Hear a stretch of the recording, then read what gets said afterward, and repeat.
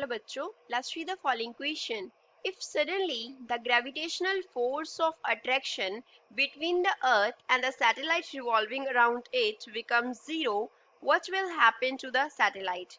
Question में बोल रहे हैं कि अगर अर्थ के अराउंड मान लो एक सैटेलाइट रिवॉल्व कर रहा था और अर्थ एंड सैटेलाइट के बिटवीन दोनों के बिटवीन जो ग्रेविटेशनल फोर्स है वो तो सडनली जीरो हो गया, तो उसके सैटेलाइट के साथ क्या होगा, सैटेलाइट को क्या होगा वो हमें बताना है। First of all we will talk about the key concept used in the question. इस क्वेश्चन में क्या की कॉन्सेप्ट यूज हो रहा है? तो क्वेश्चन में हमें जो सैटेलाइट है वो एक ऑर्बिट में रिवॉल्व करता है, तो उसका कुछ ना कुछ ऑर्बिटल वेलोसिटी होगा। ऑर्बिटल वेलोसिटी होगा, मान लो वो ऑर्बिटल वेलोसिटी v नॉट से रिवॉल्व कर रहा था। अब यहाँ पे हम एक सर्कल कंसिडर करते हैं इस तरीके से, ये हमारे पास एक सर्कल है जिसमें कोई कुछ भी ऑब्जेक्ट जो है हम मान लेते हैं रिवॉल्व कर रहा है और उसका जो वेलोसिटी है वो v है। तो जब ऑब्जेक्ट जो है वो v वेलोसिटी के साथ मूव करते हैं तो उसके टू कंपोनेंट्स होते हैं।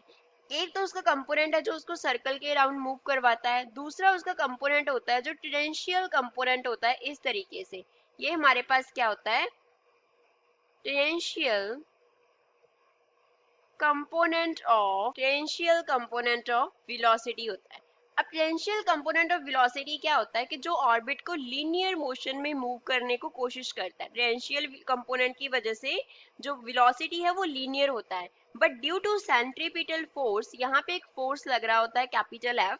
कैपिटल एफ क्या होता है, capital F is centripetal force होता है, जिसकी वजह से जो ऑब्जेक्ट है वो मूव करता है किसमें, सर्कल में। अब मान लो सेंट्रीपिटल फोर्स वहां पे नहीं है, तो अगर यहाँ पे सेंट्रीपिटल फोर्स नहीं होगा तो कोई भी सर्कुलर वेलोसिटी नहीं होगी। नो एंगुलर वेलोसिटी, सर्कल में जो वेलोसिटी होता है उसे हम एंगुलर वेलोसिटी बोलते हैं, तो कोई एंगुलर वेलोसिटी नहीं होगा। तो कौन सा कंपोनेंट बच गया, टेंजेंशियल कंपोनेंट बच गया। तो जब हम सेंट्रीपिटल फोर्स को जीरो करेंगे तो only velocity will be tangential component of velocity. अब जब सैटेलाइट जो है वो अर्थ के अराउंड रिवॉल्व करता है, सैटेलाइट क्या करता है, रिवॉल्व करता है अराउंड अर्थ, तो उसको सेंट्रीपिटल फोर्स कौन प्रोवाइड करता है, वहां पे सर्कल में मूव कर रहा है, ऑर्बिट जो है वो सर्कुलर फॉर्म में है, तो सर्कुलर फॉर्म में मूव करने के लिए वहां पे क्या होना चाहिए, सेंट्रीपिटल फोर्स होना चाहिए।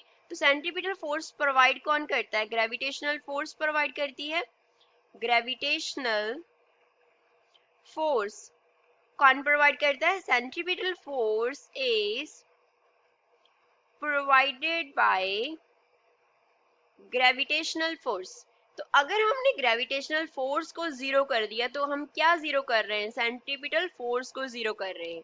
अब क्वेश्चन में क्या बोला गया कि हमने जो ग्रेविटेशनल अट्रैक्शन था, मींस जो ग्रेविटेशनल फोर्स था उसको क्या कर दिया, जीरो कर दिया। दैट मींस हमने क्या जीरो कर दिया, सेंट्रीपिटल फोर्स जीरो कर दिया, सेंट्रीपिटल फोर्स को जीरो कर दिया।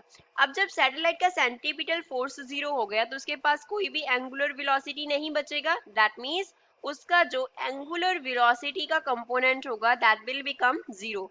एंगुलर वेलोसिटी जीरो हो गया तो कौन सा कंपोनेंट रह गया, only tangential component of velocity रह गया, only tangential component of velocity.